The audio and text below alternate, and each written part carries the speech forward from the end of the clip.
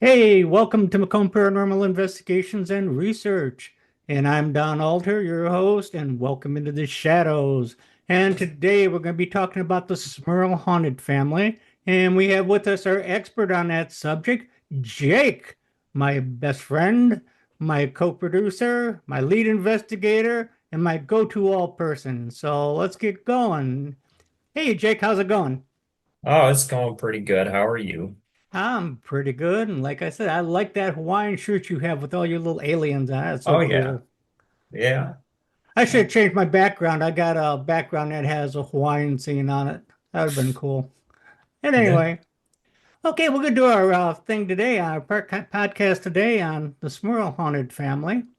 And if I remember right, this goes back to what started in 1973 when they moved into a townhouse or something. 72. 72. And there was like a 10-year gap or something, wasn't there? The hauntings didn't start till what, 1982, 83? They initially started um actually pretty early. They started reporting scratches in around 74. Oh, okay. So But it was current then. Okay. yeah, 75, there was things that were reported being seen, and then 77 is when it ramped up. Okay. Well, let's get going with what you know, because I'm a dummy when it comes to this. I don't know that much about the Smurl family other than just a little bit that I read, and but you're my go-to guy. You got all the notes on all these haunted places, so why don't you get Yeah. us started? Now kind of jump in as we go. Okay. So in 1972, there was a pretty significant hurricane. It was Hurricane Agnes, and it devastated northeastern Pennsylvania. The Susquehanna River flooded extensively and included the Wilkes Barre area where the Smurls lived. And with that, the family lost their home and they were forced to relocate to Jack's parents, John and Mary Smurl, which they had a duplex on Chase Street in West Pist Pittston. Be Um, careful how you say that. yeah, yeah, already gonna lose friends. Yeah. Um, so Jack and Janet, they had two daughters, Dawn and Heather, and they occupied one side of the duplex. And the parents, John and Mary, lived in the other side. Um, this it was a normal house. There wasn't anything creepy about it. It was a family house, and it was quiet, nice. Um, Eventually, like 73, 74, that was what I would call the quiet beginning. Um, it was renovate or renovating and decorating their new home. For the first year and a half, things were pretty normal. And then little things started. So I guess January of 74, there was a stain that appeared. Um, the family reported this strange little stain that appeared on a new carpet. They cleaned it, it returned, so on and so forth. They would clean it and it would just come back. They eventually just got rid of the carpet and they thought it was the carpet. That's all Just there one of those was. That normal was things weird. with kids. Yep. Things. Um, then Jack experienced something a little stranger. He was in his room and the TV caught on fire. Um, That's that's a little strange. it was Of course, strange. that could have been electrical. Yep, yep. Could have been the TV. As far as they know, they decided it could have been the heating coil exploded. Who I mean, knows? I'm a retired cop, so everything I'm going to try to debunk everything, Yep. everything before I call it paranormal. But yeah, okay. So TV burst into flames and they were like, okay, let's get rid of the TV. just like they got rid of the carpet. But then there was plumbing issues. Water pipes, they started leaking despite several attempts to repair and resolder them. Um, just like one thing after the other, especially for a fairly newish home. And it was freshly renovated. So these were weird, but they can be explained. But then the family started finding unexplained scratches on the new bathroom fixtures and woodwork. Um, so at this point, they're not thinking haunted, they're not thinking demon, they're not thinking they need an exorcism. These were just strange happenings uh, that they couldn't really explain, but Yeah, scratches are a little weird. I mean, you see scratches just out of nowhere. yeah, I, but they figured someone with the correct training can explain it. It's not supernatural. So these early incidents appear in later accounts of the family story, and it was straight from the family. Um, in 1975, the oldest daughter, Dawn, she reportedly began seeing what she described as people floating around her bedroom. Um, a few researchers out there will blame all of these hauntings on a girl who is prepubescent or just going into puberty. And what they'll say is it's a tulpa, which is a manifestation of someone's mind that can explain all these weird happenings, whether it's the child themselves or they conjured up something. But that's not what they're thinking yet. This is a family report, Dawn seeing people floating around her room, but it is very important to keep this in mind because the experiences were beginning to involve the kids. So 75 to 77, it was just the strange scratches here and there. Dawn would see people floating around her room, weird things like that. But, seeing things can be chalked up to deprivation, kids' imagination, that kind of thing. Uh, so 1977 is when the house begins to become very strange. Like things start increasing, um,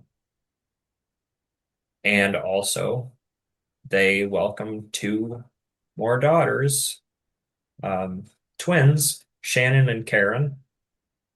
According to the family's account, these strange events became more frequent when the twins were born. They started reporting the toilets flushing by themselves, footsteps going up and down the stairs, drawers opening and closing without anyone touching them, with eyes on. Radios apparently would turn on even if they were unplugged. Empty porch chairs started rocking and creaking, almost like someone was sitting down in them. And one of the biggest things about this case was the smells. They reported disgusting, rotten smells like sulfur. Sewer gas? They described it originally as sulfuric, like the rotten egg smell, but then it evolved into like rotting meat, Mm. which you look at some of these cases, Hmm. and that is when people That's start demonic. shouting. Yep, Yeah, demonic yep. stuff. Mm. So Jack also reported experience reportedly experienced what he described as an unseen touching or caressing of him. And this is where the story begins to transition from isolated oddities to something that the family perceived as an ongoing presence. Was he asleep? Was it at night when he It was at night, but he was fully awake. uh, sleep paralysis possibly? It could be. So 77 to 84, this was where the crazy stuff happened. Um, which there's books. I didn't want to follow the book too closely because it was not written by the family. It was just what they reported, and then they gave a little bit of extra oomph to the Yeah. story. Yeah. And I don't like that. There was a movie. I'm not even going to get into that because that is straight up for entertainment. Um, so the family's overall account was the disturbances continued for years and became aggressive. The noises, scratching, thumping, steps, all that stuff happened very heavily through this time. The smells became increasingly stronger and worse. Went from that originally unpleasant, which could totally Mhm. be explained by backed up sewer, Yeah. pipe burst, stale water, or resting water, whatever. Um, but the rotten Asked my meat buddy smell. Jason Hans about that. You just pour some water into the sewer and fill up the trap, and that should end that. But if it keeps on going, Mhm. that's a little different. And around later on, like closer to 82, 83, 84, they started saying that objects were moving, floating around rooms, around like the kids' rooms, especially. And 85 is when everything changed. This is the point where the situation went from weird, strange to terrifying. Um, Importantly, this is the period where the reportings went public. So John and Mary, living on the other side of the duplex, the parents, reportedly began hearing loud, obscene, abusive language coming from Jack and Janet's side, which is strange because they had a really nice relationship. They were loving towards each other and their kids. Um, so this was extremely unlike what they would hear. And to hear them shouting obscenities and uh, It's a little abusive unusual. language, Yeah. yeah, it's very unusual. Now, what did the And parents say about that? That they they've been, asked yeah, they asked if they were having issues, and um, uh, they were Jack and Janet. They were completely caught off guard with it. And he's like, what are you talking about? And they would also report hearing like slaps and stuff, but not even a blemish. So they would ask about the language. They would ask about the hitting sounds. They had no idea what they were talking about. Um, and then the family reported that the house became extremely cold. It would have spots where you could see your breath, mm. which it's January. That can Yeah, that but can be they chalked up to. have had a working furnace and a heater, and Mhm. I mean, they They did shouldn't have check to see if the heater in the furnace was working, which it was always kicking out hot air. It's just areas of the house would be ice cold cold. spots. hmm Um, in February of 1985, Janet began hearing someone call her name when she was alone in the basement. So she's brave. She went and investigated. tried to see who was saying it. Nobody was there. Nobody was around to say her name. But then came one of the most memorable events of this entire case. She reportedly saw a black human-shaped figure form in the house. The figure was described as approximately human-sized and without recognizable facial features. Hmm. According to the family's account, the figure appeared in Janet's side of the duplex, moved through the wall separating the two homes, and then appeared to Mary on the other side. So it can walk through walls and it, So both couples were starting to experience, both the parents and the kids were experiencing. yeah, and Mm. they both corroborated it. So it's maintaining its almost solid figure. It can just walk through walls. um, which is very interesting because two people simultaneously saw and experienced the same phenomenon rather than just Janet saying she saw something. Um, What was the name of Janet's husband? Jack. Jack. Jack. Jack was fully employed at this time, right? He was still Yep. working. Yep. No Um, financial issues or nothing like that. nope. They were living very comfortably. Oh, you know what Um, I'm getting at with that. yeah, yeah, yeah. Yeah. Publicity. Yep. Yep. Yeah. Exactly. So April 9th, um, this is called the ceiling light incident. This is probably the creepiest part of the story. It's all been creepy. Huh? It's all been creepy. This ramps it up a bit.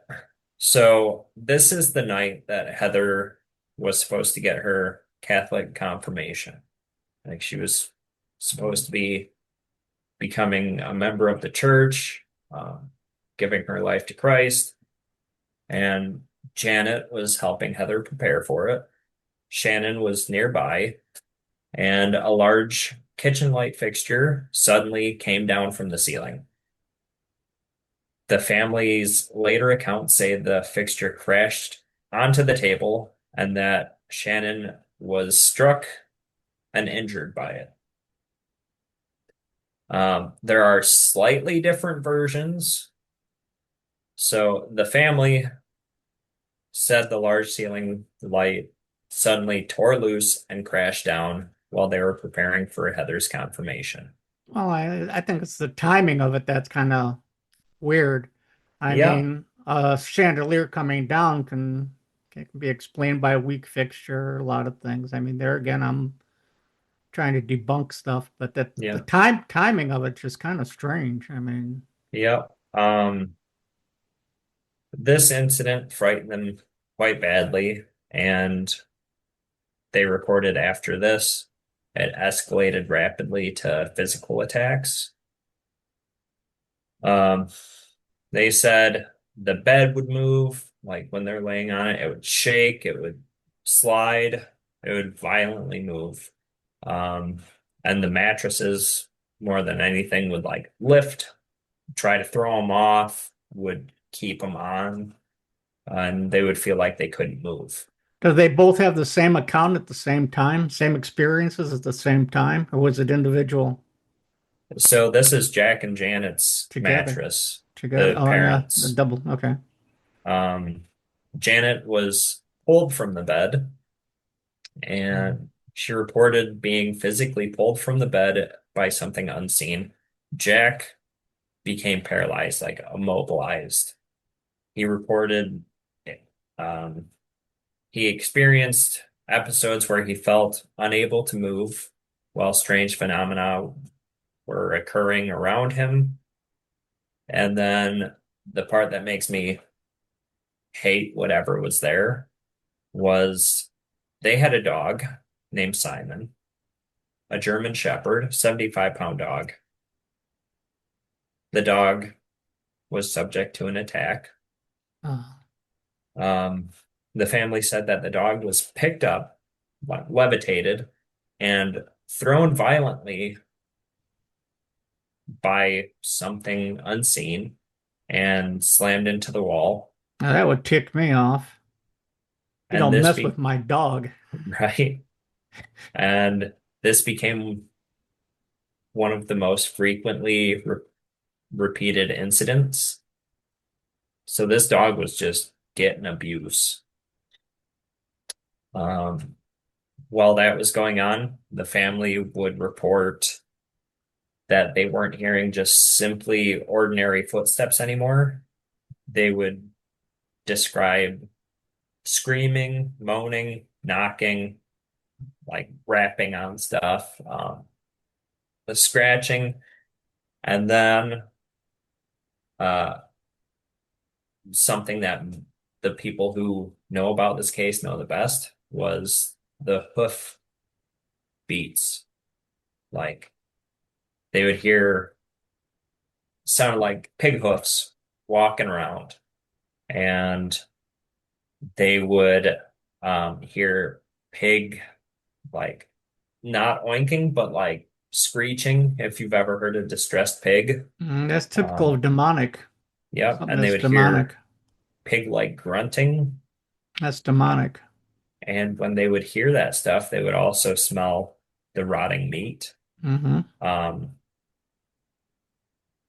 at other times, they would describe smells resembling like burning smell, which also that goes to, Demonic. Yeah. yeah. Um, so Janet told UPI, which is paranormal investigation, in August of 1986, that the odors had became so strong that it was like suffocating. Um, 1986 was a rough year. Um, the daughter, Shannon, who got struck with the light fixture, she also was thrown down a flight of stairs, which she suffered injuries from, but that was, they had proof of injury. Hmm. There's no video evidence of her being thrown down the stairs or a light fixture hitting her because 1986, nobody had cell phones and they weren't recording everything. Right. Um, then this is one of the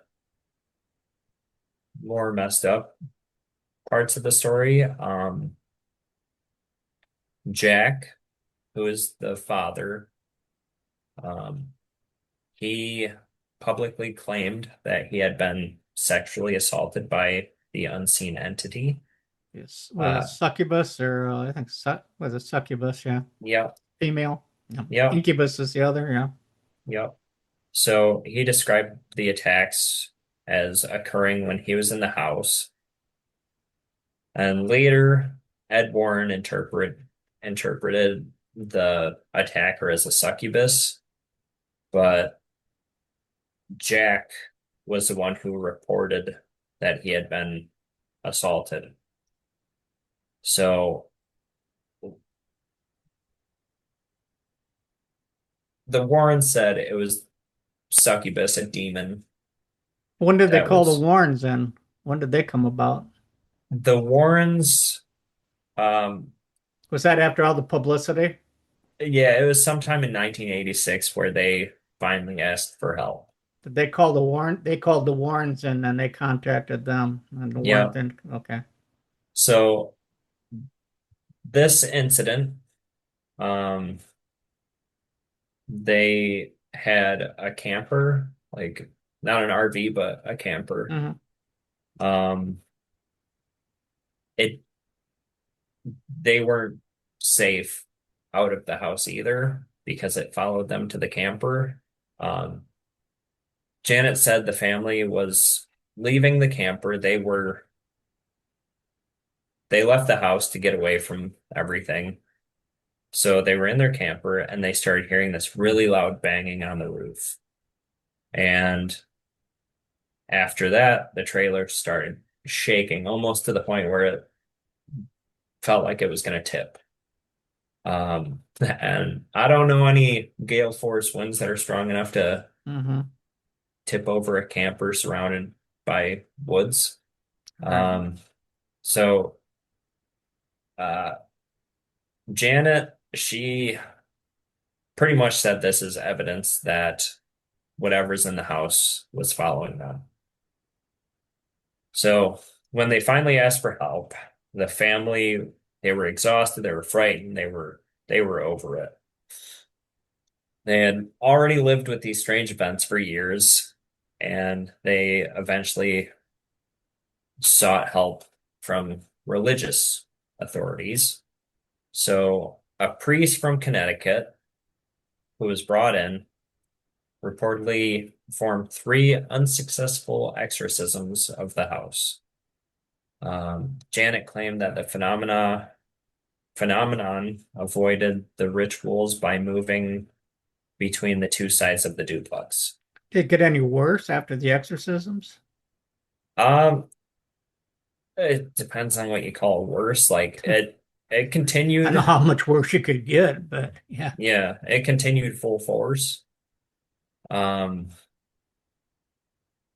so where am I? Okay, yeah, it would jump between the two duplexes. So exorcism over here, and it's like, well, I'm not invited, so it goes Mm-hmm. to the other side. Um, this is where the story starts intersecting with the Catholic Church and the Warrens and the press and skeptics. Um, the private family nightmare became a national story. The family began speaking publicly about what they believed was happening, and the media exploded. UPI reported that reporters and television crews were showing up constantly. Mm-hmm. They had not a moment of peace, which in the last rites, um, the Ed and Lorraine movies, The Conjuring, the last rites movie, Mm-hmm. that is about what they had accurate was the press coverage. Um, the family eventually asked journalists to just make appointments so they could talk to them one at a time without being bombarded with questions and accusations and stuff like that. The attention had become so intense that the Smurls said the entity itself seemed to react to the publicity. Janet told the reporters that the family had hoped going public would help them find someone who could actually help. Instead, they got a media circus. According to the Times Leader's retrospective, the family eventually complained that 80 to 90 reporters would appear in a single day, which That's a lot. that is too much. Mm-hmm. The Janet said she once received approximately 150 phone messages requesting interviews. 150, Yeah. which that part is important because the family didn't just become characters in a horror story, they were a public spectacle. Yeah. Yeah. So UPI published a major account based on Janet's description.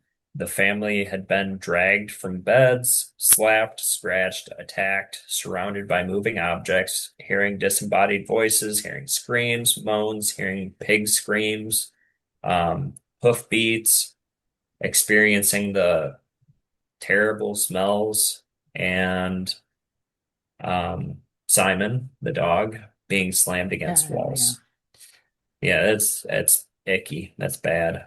Um, and this is the moment that the Warren story kind of entered the center of the narrative. Um, Of course it does. But the yeah. Warrens. Yeah. Yep.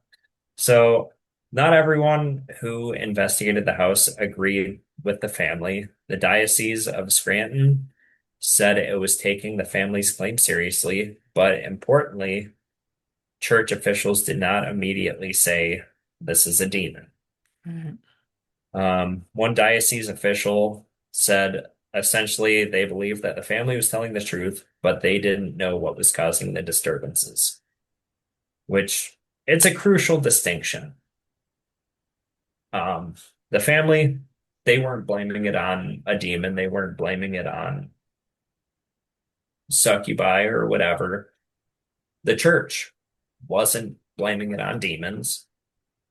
The only person who shouted demon were the Warrens at this point.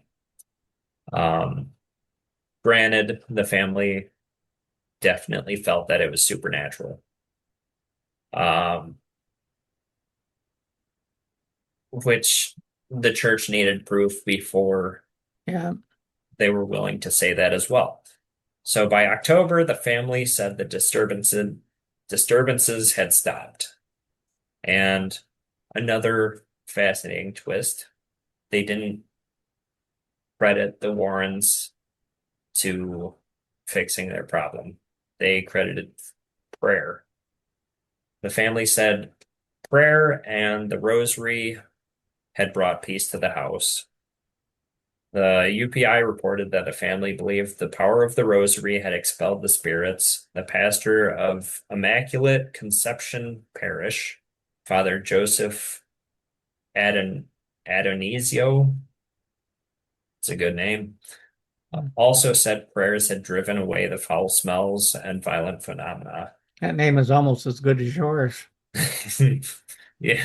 Yeah, except his sounds more Italian. Yep. Um, so people say the Warrens defeated the demon. That's not how the family story went. Janet still reported knocking and shadows in 1987 after they said it all had stopped, but it had lessened quite a bit. And it didn't have a neat Hollywood ending. Eventually, the Smurls almost felt like they were chased from Chase Street. They left the property, they put it up for sale, and eventually moved back to the Wilkes-Barre area. And in 1988, a woman named Deborah Owens moved into the former house. And Owens never experienced anything supernatural. A man living on the other side of the duplex where his parents, Mhm. Jack's parents lived, Right. uh, reported nothing unusual. So that's definitely a fact worth putting in here. Did anything follow them They where they moved reported to? continuously knocking. Other Um, than okay.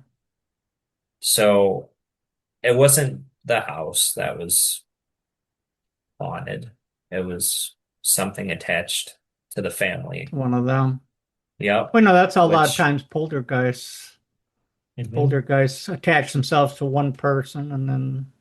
So that goes back to the Talpa thing that I said at the beginning of this. Some of the most famous debunkers, skeptics, they will say a Talpa is completely possible, Mhm. but a demon ghost is not. They will say um, basically there's a threshold when a usually female but prepubescent person goes Mhm. into their pubescent years. And that threshold is so thin that brought on by their emotions will Mhm. become this entity, which is attached to them. So, stories like Jeff the Talking Mongoose, which Mhm. I would love to do that story on here. Yeah. Uh, the Black Monk, uh, even the Amityville Horror. Mm-hmm. These all had skeptics saying it's a tulpa incident. So could it be? And, Yes.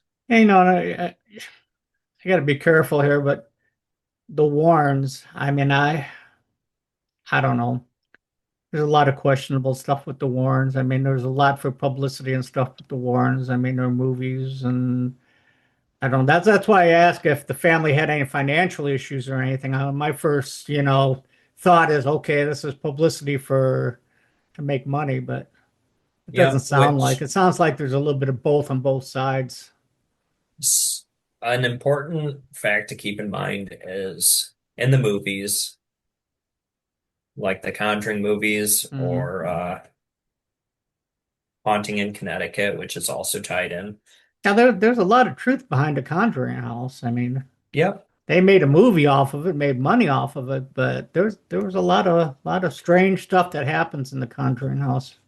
But an important thing to keep in mind is in these movies, the family always seems broke. It always seems desperate. It Right, always right. seems like nobody else will help. Yeah. Nobody wants anything to do with them. That's not the case. Like Okay. this family was not broke. This family was Yeah. Yeah. comfortable. This family was getting help from the church before Hmm. the Warrens stepped in.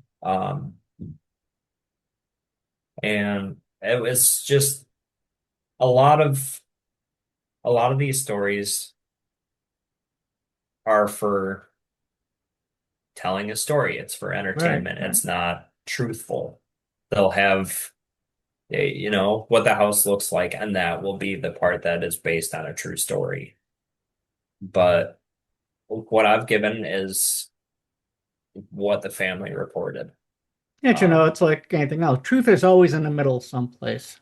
yeah, You and know, there's always one side that's going to over exaggerate, and on the other side, another is yeah, factual. I mean, something happened to him, obviously. yeah. So the Warrens, Lorraine, she reported that there was four entities here. One was an elderly woman. She was elderly female spirit that was harmless. Um, Spirit two was a young girl, also harmless, with the possibility of being disturbed.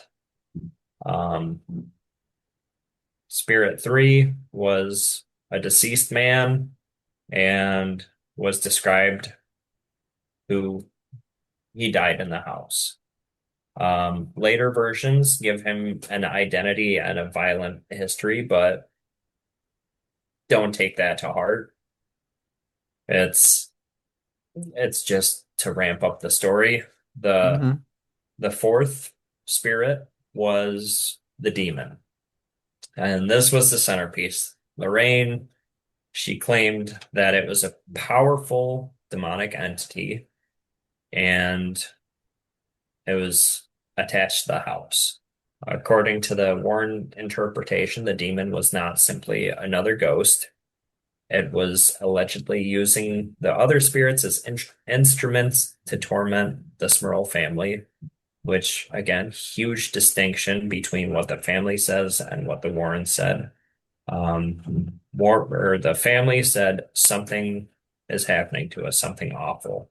The Warrens said this is what's causing it, and they don't know what to believe. They're not demonologists. They're going to be respectful of professionals, but again, they wanted to listen more to the church than the Warrens because the church is the church. Did any other psychics or mediums or anything So substantiate what Lorraine said?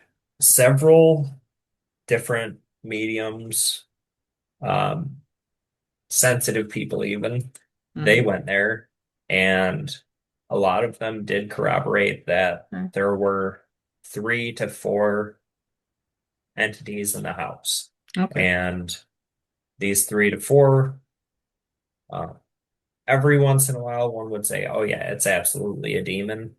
But most of the time, it was um, an elderly woman, a young girl who was disturbed and had violent tendencies, a deceased man, and then an elderly man who was reportedly confused. Like they said that was like the heavy walking on the Hmm. stairs. He was confused as to why people were living in his house. And that could have been it. The smells, that does point to something Points at demonic, but yeah, sinister, yes. they can't be debunked by sewer gas or I whatever. would, That's demonic. yeah, the pig snorts, That's that is demonic usually. that that was a really big thing that was publicized for Amityville.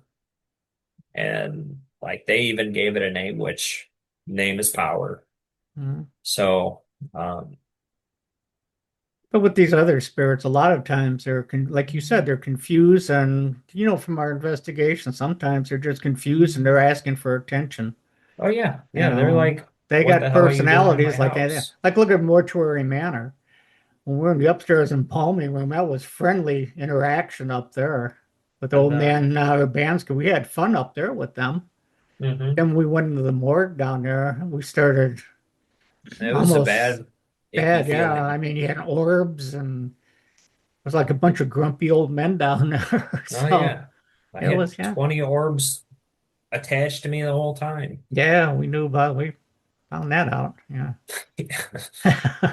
you and me both. Yeah. But yeah, it's just like that. Like sometimes you're gonna have someone who's confused, curious, and just wondering what the hell they're doing in their house. Mm-hmm. And then you'll have people or spirits, entities that are angry that their house is being inhabited and used in that way. So that's why researchers or investigators need to be very careful and respectful because you go Exactly in, it. yeah, you go into the wrong house, you're invading their area. Well, And you know my philosophy on that. I always go in and say, got nothing but peace and respect for you mhm, and that's, until you prove to me you don't deserve that, and then yep. that's a different ball game. But yeah. Yeah, when they're just curious, making noise, trying to Mhm. communicate through devices and whatnot, or knocks, that's that's good. That's Mhm. good research. But when you start having that bad feeling, you start getting real bad cold spots, you start feeling Yeah. uneasy, that's when you need to be careful and you need to set some ground rules. Yeah. Like you're not following me, you're here, you're not invited to touch me. That's when I called it at Mortuary Manor. I mean, that's when I called it in the basement there. I thought, okay, I think these spirits have had enough of us down here. It's Mhm. time to go. I mean, you're starting to touch us. We're starting to see weird things and orbs shooting out of us, and yeah, it's time to go. Yeah. But And it yeah, was, and that table dropping like that. that was crazy. And we need Yeah. to talk. We probably should have a podcast on that. And I mean, we've got the video out there that shows it, but we haven't really discussed it. It'd be a good podcast to have. I mean, we had a lot Mhm. of fun there. I love Mortuary, man. I want to go back down there again sometime. That was in Toledo, Ohio. My buddy Todd. That's yeah. That would be a cool place to go again. Yeah. Just need to be careful with those stairs. Oh yeah, yeah. I know. My knees aren't doing the best, especially when it rains out. But Mhm. yeah. So Yeah. yeah, good job, Jake. No, thanks. Real What do good you think of job. it? Uh, good research. I like it. I like Yeah. it. I think we should continuing this way. Uh, we'll put the story out on a podcast, and then the following episode we'll discuss it. And like you said, I got to be careful here when it comes to the Warrens. I mean, Lorraine, I think, was fairly legit. I mean, especially when you can find other psychics and mediums that can corroborate, what you have there. It would have been neat to have Chip Coffee go down there. I would have loved to see Chip down there because Chip's good when it comes to that stuff. I would love to see him try to substantiate what Lorraine said. Yeah, But so Lorraine was definitely, she was in it to just be informative and to be as helpful as she could. Like there, it wasn't about a story. It wasn't about like publicity. It was, this is what I feel is here. This is what I can feel, not this is what I think it could be. Because anyone can do that. I could go into your house and say, I think there is an evil demon here. hmm And yeah. you also have three more ghosts. One's a man, one's a woman, and one's a squirrel. Oh, now you're starting Anyone to can get do that. you get a little specific on those now. But yeah, it's true. Hmm. It just ticks me off when something picks on a dog. Yeah. I Yeah. mean, And no one sadly, picks on my dog. sadly, that's No a one picks on my recurring, dog. that's a recurring thing in some of these I stories know, is animals go through hell. And it's never specified in movies. It's never specified right? in like big stories that animals go through hell too with this. Well, we And had we had a house in well, I won't get into the location and stuff on that, but I was invited to investigate that. And I had to turn them down because I didn't have my crew wasn't available, but you weren't with me yet, and I didn't have an available crew to go down there to really investigate like we should have. But that was one of their issues. There was some grumpy old man down there, and he kept kicking their dog. And that nothing ticks me off more than when something picks on a dog. I oh mean, yeah, that's animal abuse from this side yeah. or the other is not okay. And I think dogs and little kids seem to be more sensitive than adults are. Because I don't know what it is, but dogs seem to be able to sense that there's something there, and they know there's something there. I don't know if they can see something, but sometimes I wonder about that too. And little kids are the same way. I think they're So more open-minded to it. so that is a very big thing. Younger children will experience things more because they are open-minded. Like Mhm. life hasn't told them what's real and what's not yet. It's like Right? they're seeing what the world is, not what they've been told to believe what the world is. And dogs are incredible. They tell time by smell. hmm How they can tell how long it's been is the smell of you leaving your house will weaken during a certain amount of time. And they also have different senses. Their eyes aren't gonna work exactly like humans. They don't understand that this is what you're supposed to believe. They just see the world as it is. So whether they hear something, smell something, see something, that's they're experiencing hmm something. Don't ever I take it agree. lightly. 100%. I agree. So, okay, Jake, you did a good job on that. We'll set up something again. We'll keep these podcasts going every week. Sounds And good. we'll figure out what we're gonna do. Maybe we can do Black Monk or something next week for our Oh, next episode. I You have a seem to lot like on the that one, Black so Monk. you like the Black Monk. So that's another one I don't know a lot about. I haven't read up a lot about the Black Well, Monk. the So Black Monk of Pontefract. It's yeah. it's a crazy story. And we did the Dog Man already. Oh yeah. The Dog Yeah. Man's your buddy, so Oh, you get me into cryptids, I can talk forever. Like you get Mothman, you get Bigfoot, Sasquatch, Skunk Ape. There's a million different variations yeah, of we're Bigfoot. getting off the topic a little bit, but with cryptids, I wonder what they are sometimes. I mean, yeah, you seem to believe that there may be a different undiscovered species or whatever, like Bigfoot or the Dogman or whatever, but I'm more to the thinking that it more must be more like a skinwalker, maybe something more paranormal or supernatural. For the simple fact, I'm scientific based. That's how my mind works. With my background and everything, I'm more scientifically based, and you can't find any fossils or any scat on the ground left by them or any bones left. I mean, you would think you'd be able to find something if, they were walking around out there in the woods and they die. They're gonna lay there and decompose like any other living thing. And scientists haven't found anything yet. So Well, I'm more to the belief that there may be something more paranormal or supernatural. you did an episode on Mount Shasta. Yeah, yep. There, Mount they said Shasta. the And 12-foot tall Bigfoots are extra dimensional beings. yeah, and then there's a podcast out there also on Portlock, Alaska. I don't know if you know Yep, anything about Portlock, yep. but the indigenous Alaskan natives, that was a small island off the coast of Alaska, and they had to abandon that. I mean, it was something that was just terrifying them. I mean, they were finding dead bodies. They found some of their people that worked in the fish cannery there. They disappeared, and then they'd find them out in the river. There's a small river it ran through. They'd find them ripped to pieces without being graphic. I mean, that's terrifying. The In They were forced off that island. the Inuits have their own rules of survival, Hmm. and I can never there's say that word. I just use indigenous Alaskan natives. Inuits. Yeah, yeah, Um, okay. they they have some crazy stories. I have probably 4 or 5 written podcast episodes on Alaskan folklore and beliefs.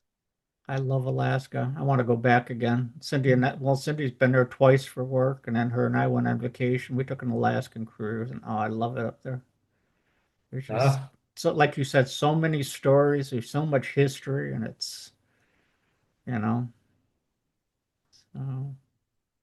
Okay, Jake, we'll wrap it up here, and I think maybe next week we'll do the Black Monk. all right, sounds good. So study up on it. All All right, right. Jake. All right, we'll talk to you later. Yeah. Bye, Don. Bye bye.